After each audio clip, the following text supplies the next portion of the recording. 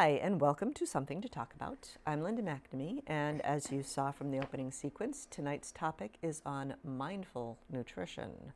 So we are going to learn about the making conscious efforts to keep ourselves healthy and what exactly does that involve. Before we begin, I would like, or as always when we begin, I would like to invite you to give us a call this evening if you have a question for our wonderful guest, whom you will meet momentarily. You can always give us a call at 781-270-9199. You can always email me at talk@bcattv.org if you have a suggestion for a future topic, or if you have a question and you didn't write down the guest email or anything, or if you just want to say hi, that's okay too. So anyway, those are your options. I would like to thank the crew for this evening. We have Chris Flaherty, who is a staff member here, making sure that the rest of us behave ourselves. Colleen Moore, Liz Gillespie, and Jolie Atwood are my very, very dedicated volunteers who give up their Wednesday evenings to come here at BCAT and help me out on the show. So I thank them as well. Last, but definitely not least, as always, I would like to thank my husband, Paul, for staying home for Daddy Date Night. Hopefully homework is done successfully. Good luck with that. Anyway, now I would like to introduce my wonderful guest for this evening, Gabrielle McDonough, who prefers to be called Gabby, yes, I'm guessing. You can call okay. me Gabby. I always like that name. Thank you. It's an awesome name. I appreciate it. Thank you. And you just recently became a registered dietitian. Yes. In June. In June. Yes. So that hasn't been too long. Well, before we get into that, leading up to it, can you tell us a little bit about yourself, where you grew up, and how you came to the Burlington area, Burlington, Greater Boston area, and what made you decide to go into a nutrition field? Yeah, nutrition field. Nutrition field. Yeah. So I grew up in Stoneham, Massachusetts. Right around the corner. Yeah, right around the corner. So I'm always really in Burlington, started at the mall, really was always there. But got introduced to Linda actually through a Club Pilates place that we have down the street, exercise. I was just working there and able to do Pilates classes, and I loved it. Now you were going to school at the time, though, right?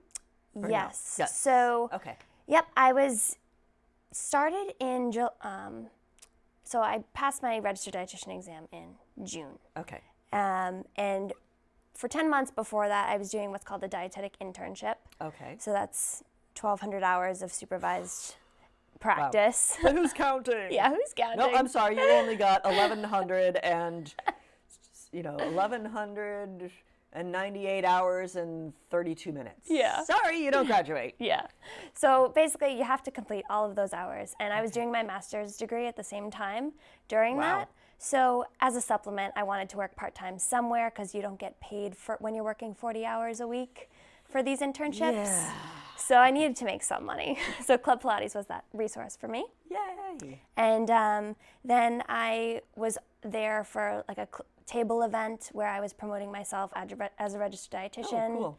And that's really how I ended up coming here to BCAT. Well, we are very happy to have you. Thank you. So what exactly is a registered dietitian? Are there unregistered dietitians? Or there aren't unregistered dietitians, but so as I said, you do 1,200 hours of internship, and that is postgraduate in most cases. Okay. So you do 4 years of a bachelor's degree, and then you do you have an to internship. Get a master's? You do. You said you have one. Yes. So by 2024, all people studying nutrition, need to go in and get their master's degrees. But I was grandfathered in. I just decided to take that extra step. So why not? Later down the line, I wouldn't be competing. I majored in education and by default got a teaching certification. There you go. And I was grandfathered in. And then they changed the rules and I'm no longer grandfathered in. So it's probably a smart move to do it. And it was an accelerated program, so it seemed like the best thing to do in 14 months. Now, because you had to go through this 1,200 hour and the whole licensing procedure, do you have to get relicensed every year, every 2 years, or is it like a grandfathered in once you got it, you're done? For your license, it's something that you actually just pay for, because Okay. after taking the registered dietitian exam, you have the ability to just pay for your license and they give it to you. Okay. To keep your registration status, you need to have 75 continuing education credits. Okay, so it is with every 5 years. Oh, So okay. if you don't get those, you could actually not be registered anymore and then have to take the exam. Okay. Not something we'd ever want to do. No. And then you actually need to get an additional 30 for your license to keep that as well. Oh, okay. Now, is it reciprocal in other states? No. Okay. So every state varies. Okay. Some states you can practice without a license and not even have an official title. Do things that registered dietitians do, Okay. but it's not illegal per se Okay. in other states. Like there are certain things that I can do that a nutritionist couldn't do, like an unregistered nutritionist. So that's like the difference between a nutritionist and a registered dietitian. If you don't have that registration, then you're a nutritionist? You could anyone could really call themselves a nutritionist. oh. There are online certifications that make it kind of official to call yourself a Okay. nutritionist. But if you really like to exercise and you're really into some sort of diet and you want to promote it to people, that's you could call yourself a nutritionist if you wanted to. But that's why we promote the registered dietitian title Okay. as the people to come to when So you really registered want. actually has the education to back it up. And that's protected by Massachusetts guidelines and government. Okay. So what do registered dietitians actually do? So I know that's a broad term. no, it but, is. You know. No, I get it. Honestly, I love this field because it's so broad. Okay. And you can do anything from working in a hospital, which is the most route Okay. people are registered Like most dietitians go popular into. type. Yeah. Prevalent. But wellness is really popping up in so many different places, like corporations and campuses and schools. Okay. Just promoting that preventative piece of it rather than Okay. treating it in a hospital. Okay, so the thing that we are treating is the nutritional component, So what to eat, or is it like heart conditions and all that kind of stuff? yeah, really the diseases that can be helped or facilitated with nutrition, like diabetes and cardiovascular disease, I was about to high say cholesterol, like high blood pressure, high cholesterol. yep, all of those things. So Okay. in a hospital setting, that's kind of what we do. Okay. Modify menus to really apply No salt to every for you. patient. Exactly. And it's just as a precaution, especially in the hospital. They Okay. might eat salt at home, but because they're there, we really want to monitor what they're having. Oh, okay. March is Nutrition Month. Yep. What exactly does that mean? So Because shouldn't we think about nutrition every month? yeah, we should. We should. Absolutely. Yeah. So Nutrition Month actually started as a week in 1973. Oh, okay. And it grew popularity, and the importance of it obviously grew, so they expanded it to a month. It is nationally recognized. You can actually call your mayor up and demand recognition for it. Promoting it all It's around. National Nutrition Month. Let's have pizza. Oh, It's no. it's more so to again put the professionals, like as registered dietitians, as licensed dietitians, Okay. in the light of having the expertise to give nutrition advice Okay. and promote that. And every year there's a different theme. This year they're kind of traveling on their own theme and just promoting 10 key messages that range from things like eating what's right for you. You can. I'm kind of curious what these 10 things are. I'll go through the 10 specifically. Why not? So, we don't have and to I'll like have to read do them it. all off. We Yeah. can like talk about Yeah. them in between. yeah, absolutely. So, for number one is discovering the benefits of a healthy lifestyle. So, what is that? Preventing these chronic diseases. Okay. Managing And that's your more weight than just easier. nutrition. That's like diet and exercise Yep. and And that's another know. part of Nutrition Month. They kind of take a holistic approach to it. Okay. And, not only promote nutrition, but they know how important fitness is as well. So they promote participating in some sort of physical activity Okay. that you enjoy. Okay. Choosing foods and drinks that are good for your health, so trying to make... wine's made out of grapes, and grapes are fruit, so wine must be nutritious. No. But, that's Right. exactly it. So filling was your a body joke. with some fuel. No, I get it.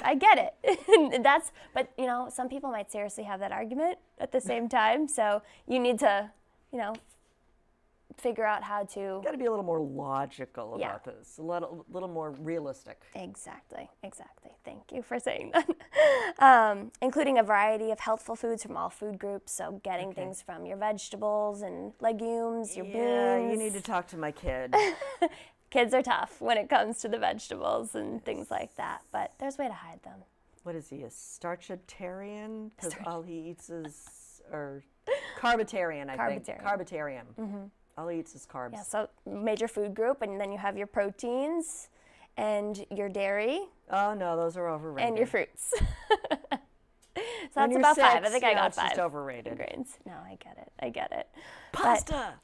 That's a general way. If you can eat from your 5 food groups on a daily basis, you're 5. likely Wait, meeting. wait, let's go over these again. Because when I Okay. grew up, there were Okay. 4 Okay. food groups. So we So have you the dairy, Yep, dairy. and we have, are fruits and vegetables the same, or are they? Nope, they're 2 separate ones now. Yep, so that's it. So fruits, vegetables, grains, and the protein. Yep. Did we get? Yeah, 5. Yes. There. Yep, we did. Because we started with dairy. Yep, Fruits exactly. and vegetables and grains, Yep. or as my son considers it, grains, and grains. Yeah, that can happen. Pasta and bread and rolls and.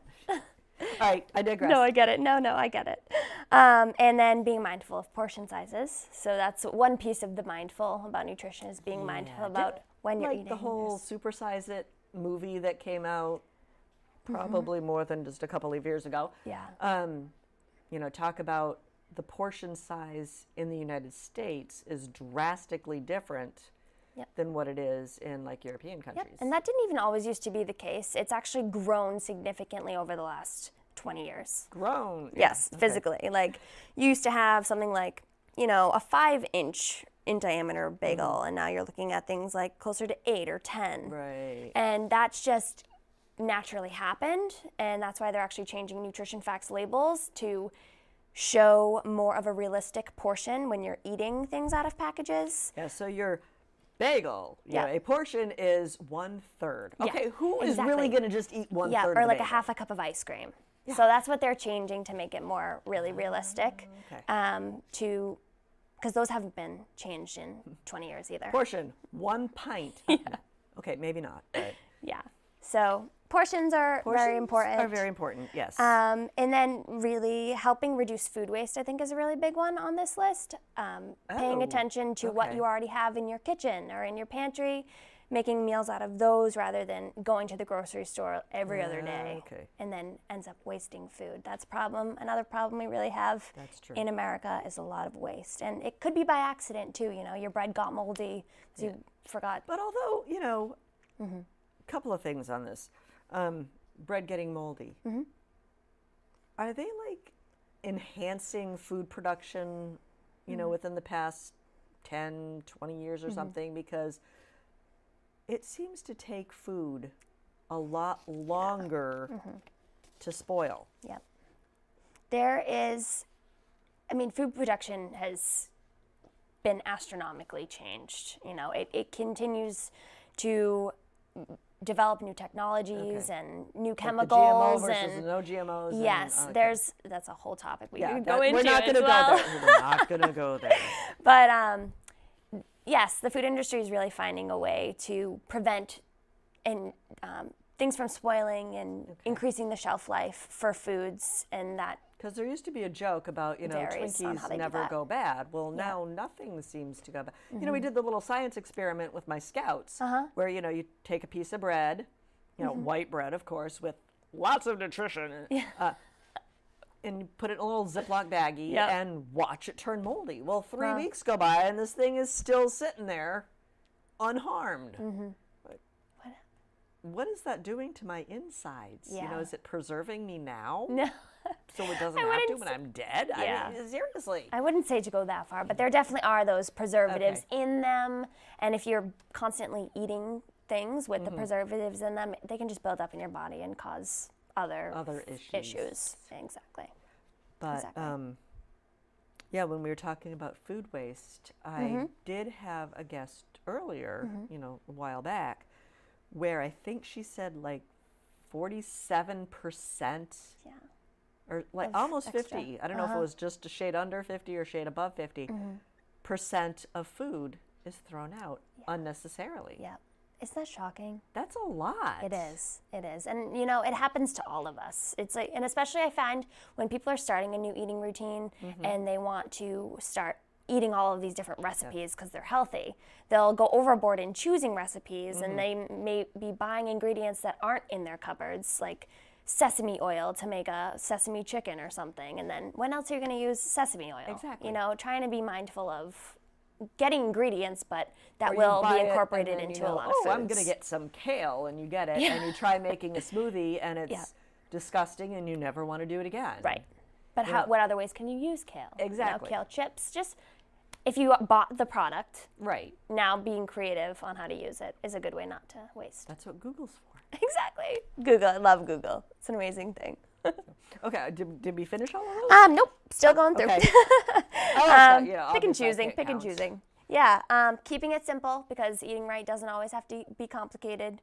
So just picking I like from your the 5 food recipes that are groups. like 5 ingredients Yes. or less. Yes, and that it's a good rule of thumb for 5 ingredients when you're buying packaged foods as well. To look in the ingredient section and seeing, is there more than 5? And hopefully salt is not one of them.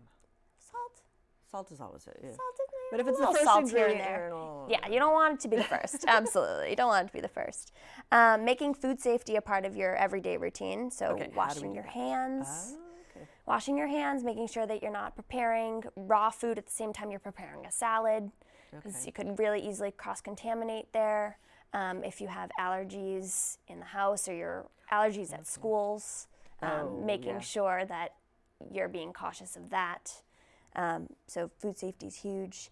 And then really last but not least is consulting the nutrition experts. Which is you. Yes, so that's just, again, promoting National Nutrition Month to come to us for all that. Now, would somebody nutrition. just pick up the phone and call you and say, hey, look, I want a healthier lifestyle. Can you help me? I mean, Is that an option? me specifically? Well, I'm just saying. or in general. You specifically, or, in general, a registered dietitian.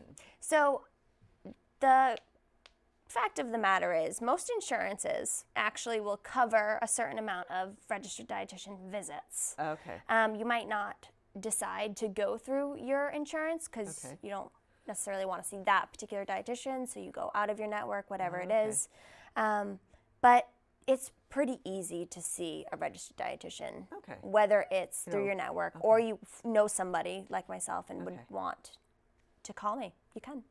Because, there seems like there are a lot of fad diets. Yes. I know we were talking earlier about cookies, but, somebody that I used to work with went on the cookie diet. Oh, I have 3 cookies for breakfast. And I'm like. But do you know why that works? So you have 3 cookies a day. I'd be starving by 10 o'clock in the morning. Exactly. Even if they're 300 calories a piece, you're only getting 900 calories a day. Yeah. And minimum for anybody should be about 1,200. Minimum. Okay. To have your physiological body processes going on in the right way. But, there's also like the cleansing diet where you do weird things for 3 days and then, those really work? Like, what is the success rate of fad diets? So, I'm not going to eat any meat for the next month. And Yep, fad diets, you will lose weight, okay? I'm going to put it out there. You probably will lose weight. Initially, you will probably lose a lot of water weight, so you'll see the success. Like if you do go on a cleanse, your body's likely losing a lot of water, so you might lose, 10 pounds in a week or something like that. Some of those mention it. Sounds great. That would be cool. Sounds great, right? But first of all, it's mostly water, and then your body is actually starving itself because you're not giving it the most nutrients that you need. So your metabolism, which is how your energy is balanced in the body, it can actually slow down because now your body's in this starved state. Okay. So what happens when you stop drinking this cleanse? Your metabolism's now slow, You go eat the way you were eating. You haven't learned anything about healthy eating, so you just go back to eating, whether it's fast bacon food double or cheeseburger bacon and- double cheeseburgers. And then I'm your gonna be hungry body, after this episode. your body all of a sudden wants to retain that bacon double cheeseburger. Okay. So it's gonna hold on to those calories more than it might have. So the before body you actually started does this. It's not like just Yes, it actually does the old this. wives' tale or anything. No. Just, Nope. So you're actually sabotaging your metabolism. And if you're a person who does these fad diets all the time, you notice, if you know anybody, you might recognize that it's called yo-yo dieting. So you'll lose 10 pounds, you might gain 12. Then you'll lose 10 pounds, then you might gain 15. And this will happen over time. But the more you lose and gain, plus 1 or 2 pounds is actually more dangerous for your health and for your body over time. how come it always I'm thinking about, yo-yoing and stuff. How come it always seems easier to gain weight than lose it? So that's a very good question. It's like, okay, I've done this diet where it's a lifestyle change and, eating healthy, and 1 or 2 pounds a week. Okay, after 6 months, okay, maybe I lose pounds. Stop paying attention, boom, I'm back up to where I was in a week. Well, that's Why does it seem that way? Maybe it just So, seems that way. I the don't know, body, but there's this theory called a set point, okay. and your body tends to be within plus 10 or minus 10 pounds your entire life, Oh, okay. unless there are Extraneous factors. Yeah, exactly. Or you go to extremes. Okay. Like you're completely off the bandwagon Okay. for a healthy lifestyle. Right. So if you are gaining weight at a rapid pace, for whatever reason, there could be underlying things that are going on. And that Same could with losing weight, though, isn't it? If you if you rapidly lose weight, if you rapidly lose weight, there could again be underlying things going on, and that's something to be worried about, and definitely consult a doctor for. Okay. And then usually when you go to a doctor and it has to do with something nutrition related, they'd again refer you to a dietitian. Okay. Yeah. But did I answer your question completely? Yes, I think Yes, so. I I think don't know. Let's just keep talking. Okay. So, how do speaking of diets, how do you find the right diet? Because you want to set yourself up for success. You don't want to set yourself up for failure. But it just seems to, me, the uneducated, just seems like there's so many diets out there. Yeah. How do I know which one's going to work for me? Because Yeah. obviously they don't all work, No, it's true. So, but they have to work for somebody or else there wouldn't be like a bazillion to choose from. well, I wish that was true, but it's a lot of money making too. Oh, okay. And promotion, if you see the before and after pictures for things, it's like, yeah, buy into that. But to find the right diet per se, I don't even really like the word diet because Diet is die Yeah. with a T. yeah, it's just it's like you pointed out, it's a lifestyle. It's something that you want to eat your whole grains, you want to eat your fruits and vegetables and lean proteins. It's just kind of common sense. Like, people know what healthy is. I feel like sometimes they just don't want to admit it. Portion sizes are sometimes things that people get away from. You can overeat healthy food easily as well. Although I've never heard anybody get fat on eating fruit. Yeah, no, me either. Have you ever seen a fat monkey? No. I don't even know if monkeys eat But the bananas things for that real, but are considered healthy, it could vary from fruit, but really I'm just anything. laughing. That was you can like the overdo standing it. joke. No, I get it. Can I eat too much fruit? No. But then you have the people who go on an all fruit diet and then they stop eating only fruit, and then what ends up happening, they go back and they end up Yeah. gaining. Well, no, I'm not saying just eat fruit. But there's no perfect diet for everybody, and I just think it's you should eat the rainbow, get balance Oh, I like within eat a it. rainbow. Yeah. And I Just- don't think you mean Skittles. No, I don't mean Skittles. Thank you for clarifying that. I really appreciate that, because you can, red dye 40 and blue, yellow, all of Yeah. those things, artificial. Anything Not gonna- artificial is not gonna probably not participate. the best choice for you. There's artificial things in so many products nowadays. It's hard to decipher. But again, it's that buildup of constantly putting it in your body that could cause the issues. And some people are more sensitive than others. Like, I know red dye 40 is very, can be sensitive for people who get migraines a lot. So changing that one thing, if you do have migraines, it could make the difference. Now, Red dye 40, aspartame, those things. a friend of mine says that she thinks that there's a connection between the dyes, especially like yellow dyes, with ADHD. Yep. Do you see any behavioral issues with foods that, especially like when kids are eating, there's the rumor that, November 1st, all the kids are bouncing off the wall because they're on the sugar high. Yeah. But is diet really related to behavior, and how is that related? There's research that shows, both ends of the spectrum. Okay. I mean, how can you really say that these artificial colors cause this? Okay. It's that causation that gets really tricky in research.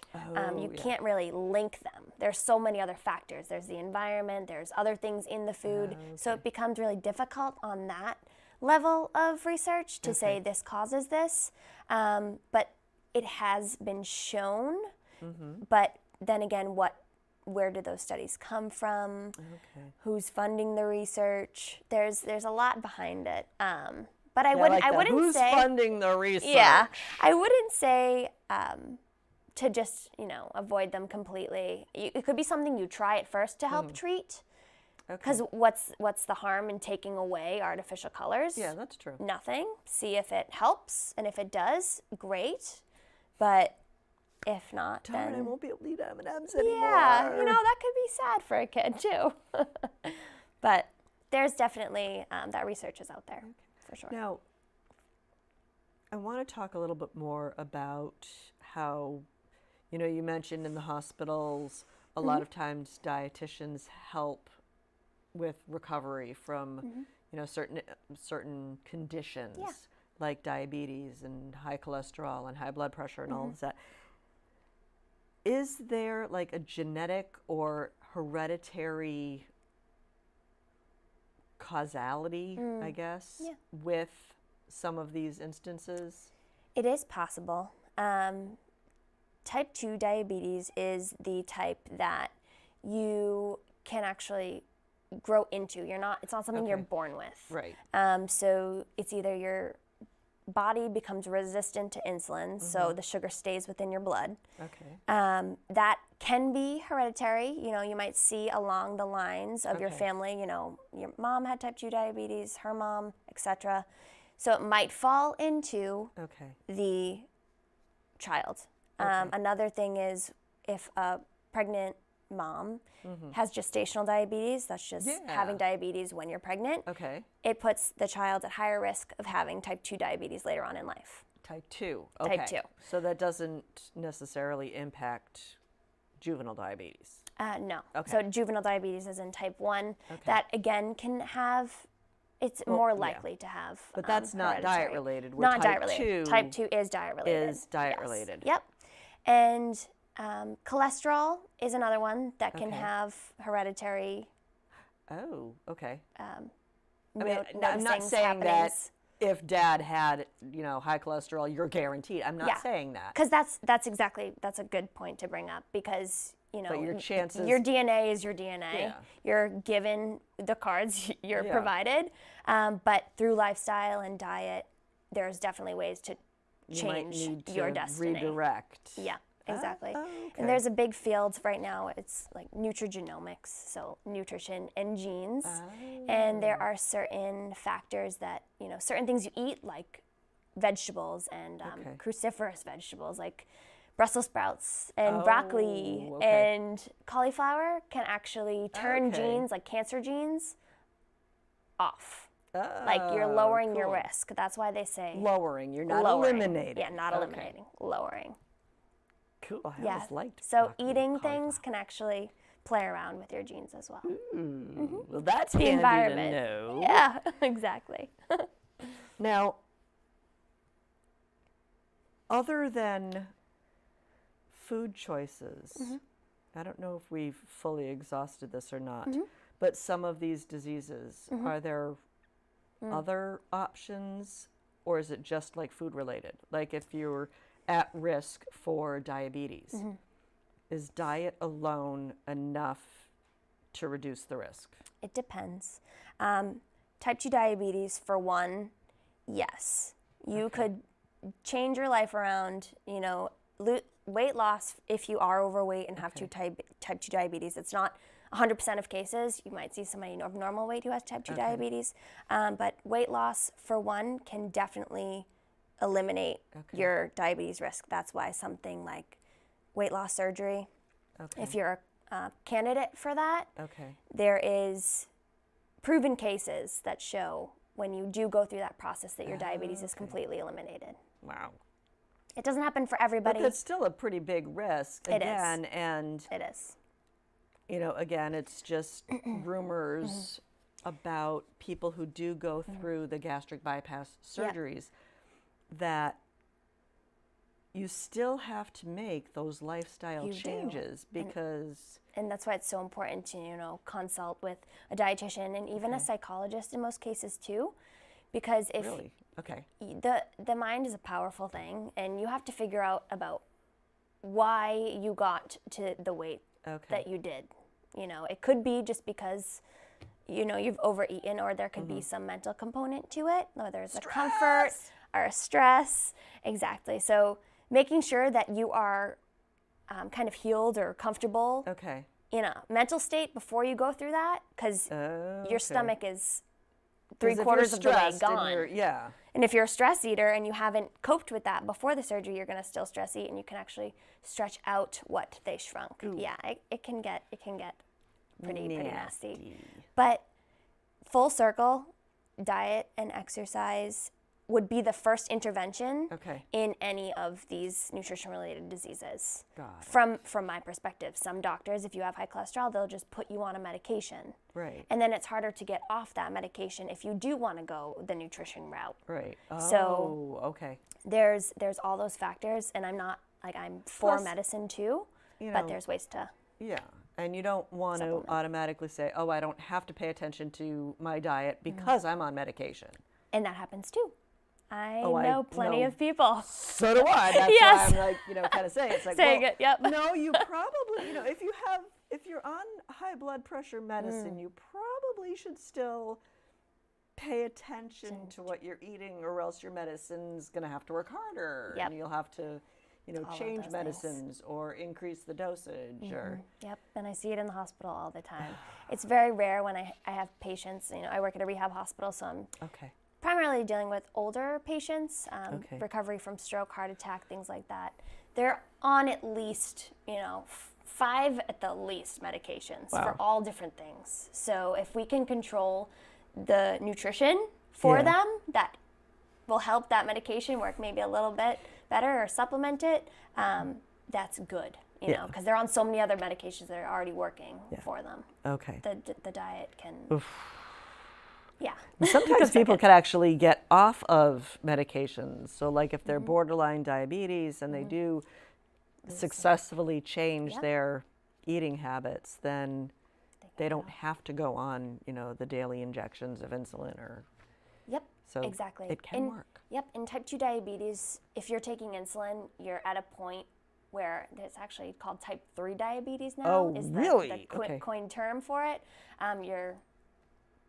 What organ the pancreas produces insulin in the body, it will actually shut down because your body's at a point of no return now. And you basically become a type 1 diabetic, and that's when you need the insulin. But the medications that you're talking about, type 2 diabetes, are the people who usually only take that. Not type 1. So there's all of this. Obviously, there's all of this. No, but it's good that you mention it, because you can get off the oral medications that type 2 diabetics do take if you change your lifestyle around. So you don't have to go to type 3. Yeah, exactly. All right. You don't want to get there. Don't go there. Don't make me go there. Okay, I have to read this because your website reads that your professional goal is to use motivational strategies that incorporate nutrition, fitness, and mindfulness. How important are we talked about nutrition, we talked a little bit about fitness, but let's talk a little bit about more fitness and mindfulness. I mean, where does that come in? Is it, hiring a psychologist, or? So fitness goes hand in hand with nutrition. You can exercise, for an hour a day, but you eat a lot of the day as well. So, taking them, it doesn't even have to be an hour. It can be 21 minutes a day. That's what the American Heart Association. 21 minutes. 21 minutes, yes, a day. That's what they suggest. This cracks me up. 21. Yes, because minutes. it equals about 150 minutes per week. Oh, okay. So that's why they break it down to day. Okay. So you, as a person, can say, I only need to do 21 minutes today to be effective for my heart and my health. Okay. I became a personal trainer, a certified personal trainer in January. Oh, cool. Through the National Academy of Sports Medicine, in order to also be able to provide fitness advice. Because as a dietitian, it's not necessarily in my scope of practice to provide that advice and different workout routines, just like personal trainers can't give nutrition advice. Fair enough. To a certain level.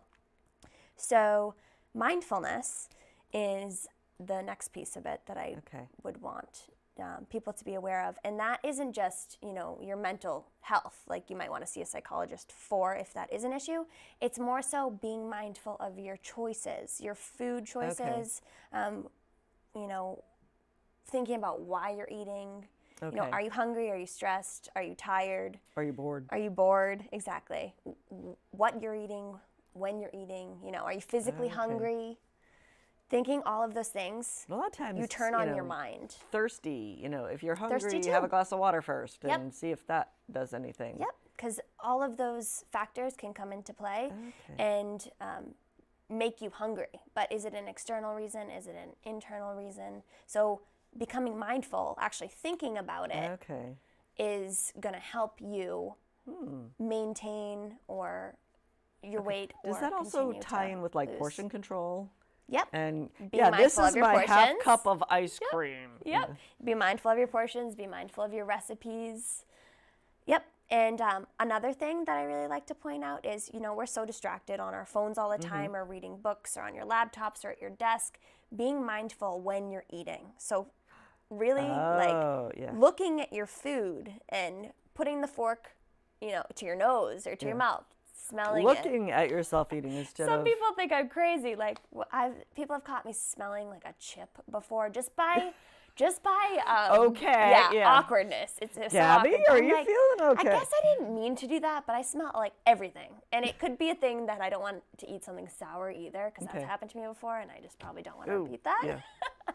So being mindful when you're physically eating and not being distracted by any external thing, because you'll actually satisfy our body more so doing that as well.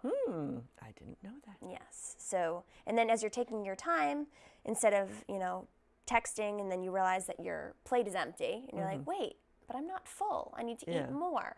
But that's because you weren't paying attention. For one of the reasons. One of the reasons, yes. You weren't paying attention. So that can be really helpful. Like, the mindfulness. Did I eat that? I don't remember eating that. So. And it's sounds so simple to ask yourself all these little questions, but it's not something that people think about a lot. So saying that to my clients and teaching them how to do that, I think is really important to their success. Okay. Now, let's go back to fitness for a second, because while we were going through the nutrition, fitness, and mindfulness, I was thinking, if someone is not in optimum health and they want to get healthy, how, and now that you've informed me that you are also, the fitness, have that aspect, how would someone go about starting a fitness routine? Yep. So it could start really anywhere.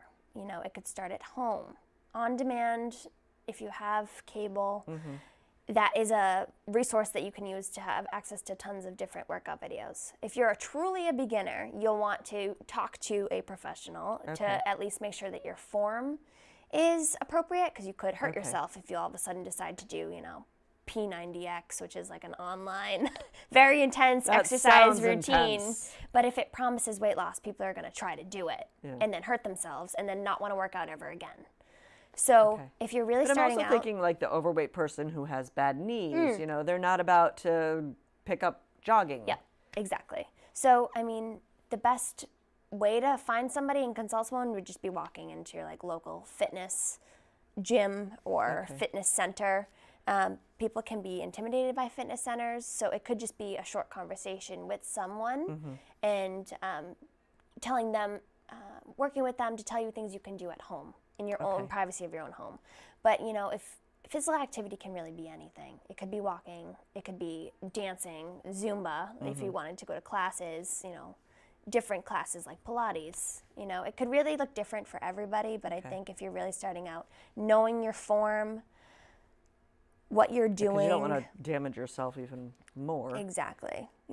For personal story, my dad decided to get a fitness membership, just at a gym near home. And growing up, he used to go to the gym, but now as a more middle-aged man, he's decided to do bicep curls and went a little bit too heavy and ended up tearing both of his biceps. So, Dad, again, yeah, it comes into that educational piece of it. Just talking to somebody who knows what they're doing to help you when you're starting out. But not everybody wants to go to a gym either. No. I mean, I joined a gym a long time ago and, made it nice and convenient. I drove by the gym on my way to work. I drove by the gym on my way home from work. Lasted about 3 months. And after that, I'm like, no, I'm done. Yeah. And if you're serious about wanting to start a fitness regimen, an exercise regimen, you're going to find a way to do that. And somewhere along the lines, you're going to talk to somebody who knows what they're talking about. Okay. And you're going to figure out a type of exercise that you like doing. Okay. But it's going to be when you're ready to make that step to start exercising that you're going to find it. It's because it's easy to find. You just have to be ready to go there. It's also easy to find excuses too. It is. Yes. Easy to remember or easy to forget, whatever it is, No, I can't go exercise today. I have to walk the dog or feed the dog because walking the dog is exercise. So you could go get a dog. And, No. once you do start, just continuing just little by little because you don't want to lose that motivation. Because the second you stop, it's like, okay, maybe I won't go today. But then what comes when the next day and the next day? And people always say, I'll start Monday. Yeah. But I think it's really important to always remind yourself that it's today, it's this minute. You also can start finding now. a buddy sometimes helps. Yes, support, huge. In nutrition too, when you're working with somebody who starts a diet, quote unquote diet, meal plan, whatever it is. Lifestyle change, exactly. It's helpful if you have a family at home that, they're supporting you, whether they're not buying the Twinkies out at the grocery store and bringing them in the house, because that again puts you in a tough position because they're there. And especially with kids too, you buy them a lot of kids' foods, so that's tough too. Because when you're 8, your metabolism is a lot different than when you're my age. Yeah, the metabolism piece definitely is true, but introducing them to healthier foods in the beginning of life too can also help you if you're trying to I'm just change. laughing because it's like, I want to eat healthier. Yep. So I want to make healthier choices and have healthier meals. But my children aren't necessarily on that same page. And DSS kind of frowns upon starving your children. I do need to feed them occasionally. Yeah, they need to grow. So it's hard because it's like, well, you want to fix them something that they want to eat. But if you fix something different for you, then it's like, well, I'm not fixing you anything special. Well, if you're not fixing me anything special, but you're fixing yourself something special. So where does it, it's almost like a double standard. So it's maybe we can do a little meal makeover. So if you give me an idea about what you would cook for them. Okay. And then Pasta with anything else. What is on it? Your basic marinara sauce. Okay. Nothing else around? Nothing else. They just want pasta with They marinara just want sauce. pasta with marinara sauce. Okay. So trying a whole wheat pasta or a bean-based pasta, you're automatically getting more fiber and more protein in the pasta itself. Your kid might taste a slight difference, but just dump on more marinara sauce. more marinara. Here, have some more sauce. sprinkle cheese. Or mixing half of your regular pasta with something like zucchini pasta. So then you get a vegetable in there. It kind of blends in with the pasta, but you're also getting a vegetable. Again, more fiber, more but if nutrients. he senses that, he'll stop eating the whole thing. So, and then you can hide vegetables and things like meatballs. Oh, he doesn't eat meat. Doesn't eat meat. Doesn't eat Okay. But the pasta yes. example, for one, Okay. you know, doing a whole wheat pasta But yes, you could. or incorporating vegetables you could into it. hide veggies in the sauce. You can hide hiding veggies in the meatballs might be. Yeah, That might be a good idea. that is one that you can do easily. And then Well, I'm as just the thinking adult, for my viewers, because he's a what did I call him, a carbitarian. carbitarian. Yeah. Yeah. I don't want to eat meat. Yeah. Okay. Yeah, definitely though. That's a good way to hide vegetables. And then for the adult, you don't have to prepare yourself a different meal, but having, like if you have a plate, my plate is the government's way of portioning. Okay. Now, so it used to be the pyramid, but Yes. they figured out that humans don't eat off pyramids, they eat off plates. So, Well, that makes a whole lot more sense. right? So they say half should be fruits and vegetables. Okay. And then a quarter of it protein and a quarter of it your grains. Okay. So as the adult in this situation, you might put a quarter of your plate the spaghetti. Okay. And then, you could have all vegetables if you didn't feel like making a protein that night. But ideally, you'd want some protein and some Protein more kind of vegetables. sticks with you a little longer, so Yeah. you're not hungry. Chinese food, you eat it and you're hungry in an hour. It's the satisfying piece of it. Yep, because it digests slower in the body. Okay. Now, earlier we talked about stress Yes. and stress eating. Sometimes people gain weight when they're stressed. And I don't know what happened, because I used to be the type that would lose weight when stressed. Somewhere along the last 20 years that has flipped. But how is stress related to nutrition, weight loss or gain, and just the whole mindfulness that we talked about? Yeah, so there is something actually going on in the body. So it's not just a subjective. It's not. Something's actually happening. So as adults in this day and age, we're constantly busy, constantly on the run, it seems like, constantly in this low grade level of stress. So maybe you don't feel it, but your body does. You're always on the run. So it's this low level of stress that is releasing a hormone in your body called cortisol.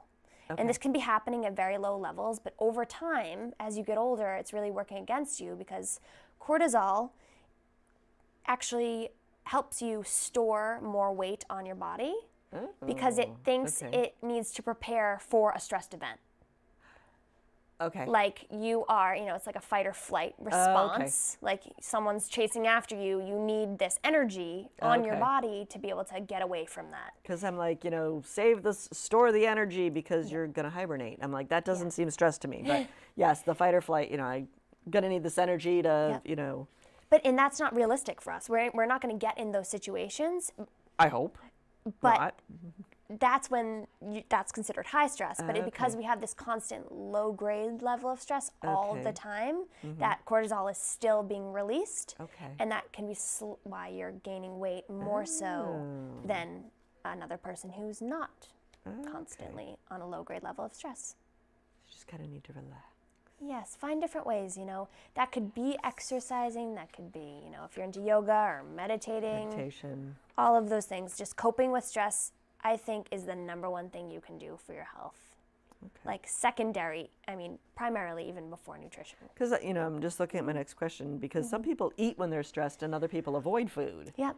So is this body still producing the cortisol, or? Honestly, I think for that question specifically, it's different for everybody. Okay. And it's not like you have a reason in your genetic makeup to cause you to eat when you're Okay. stressed, and this person doesn't have that genetic makeup. It just also depends on how you cope. Yeah. And You know? stress eating generally is the unhealthy stuff, like the sugar, because nobody gets stressed and eats carrots. Yeah, because when you're eating sugar and things that satisfy you, you're also releasing neurotransmitters in the brain, like the happy Okay. The hormones, endorphins and- things like that. So okay. if you eat and all of a sudden you get that satisfaction in your brain, it'll be like, okay, let me do that again because that felt good.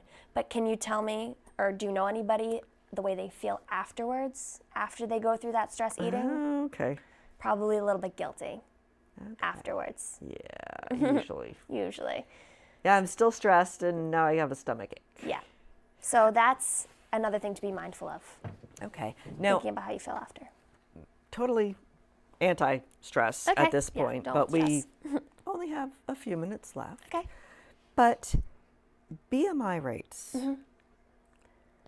how much should we rely on those? Because there are different, body types. And Mm-hmm. Absolutely. is it like the be all and end all? Oh, your BMI is this and it has to be that, so you have to lose 10 pounds. Mm-hmm. You know, Depending on who you talk to, depends. honestly, Okay. it kind of stinks, but there are still doctors out there that, a high schooler will come in to their doctor's office and their BMI will be considered in the overweight range. And all of a sudden you're telling this high schooler that they are overweight or even obese. That automatically puts this mental block as a high schooler in your brain. You're like, I am overweight, I am obese, I need to lose weight. It could tailspin into other things like eating disorders. So I don't really like the BMI as a general classification for people. If you're clearly overweight as an adult, Okay. and you have health issues related to that weight, like you Okay. have high cholesterol and high blood pressure, that is an indication that you should likely lose some weight. Because BMI is Body generally mass index. right, Yeah. but when I go to the doctor's office, I step on a scale, they figure out how much Your I height. weigh and how tall I am, and boom, Yeah. that's where It I go puts in you the on chart. the chart. Yep. But if my height's not going to change, Nope. but if I decided to become, which is never going to happen, a bodybuilder, Yep.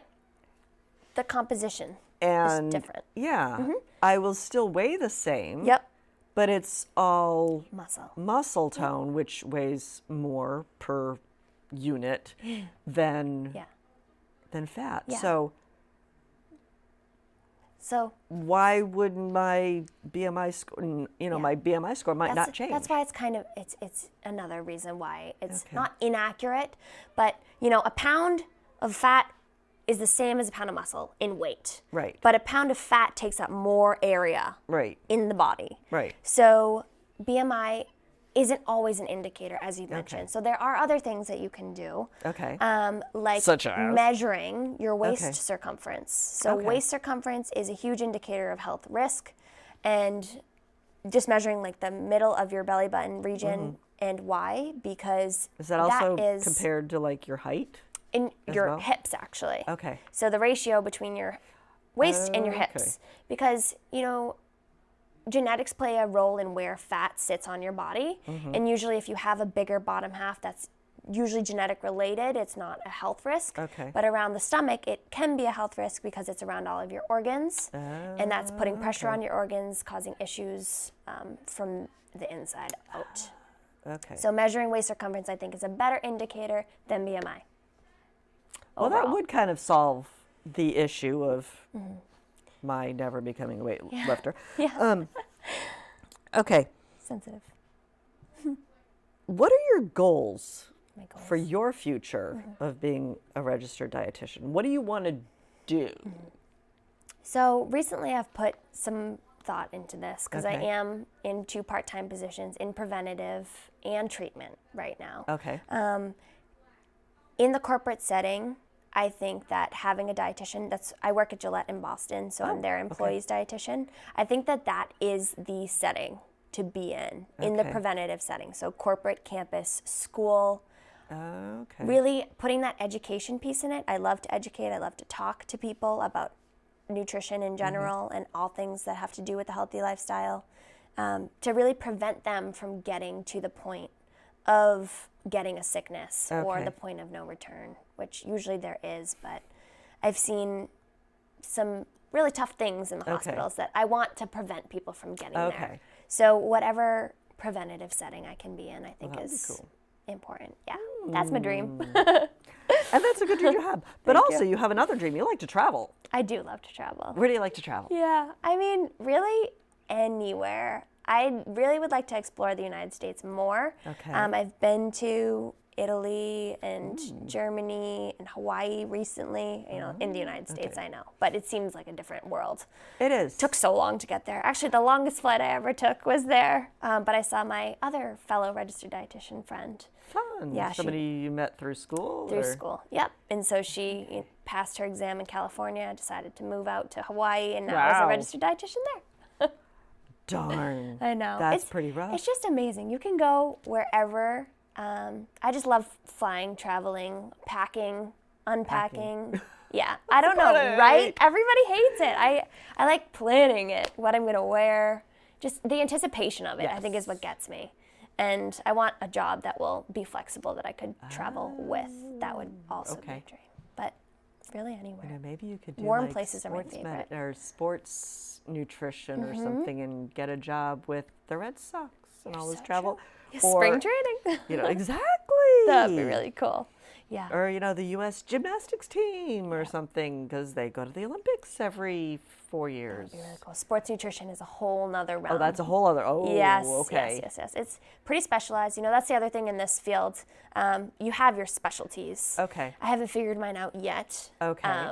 But, people go into the intestines and people go into the heart and sports.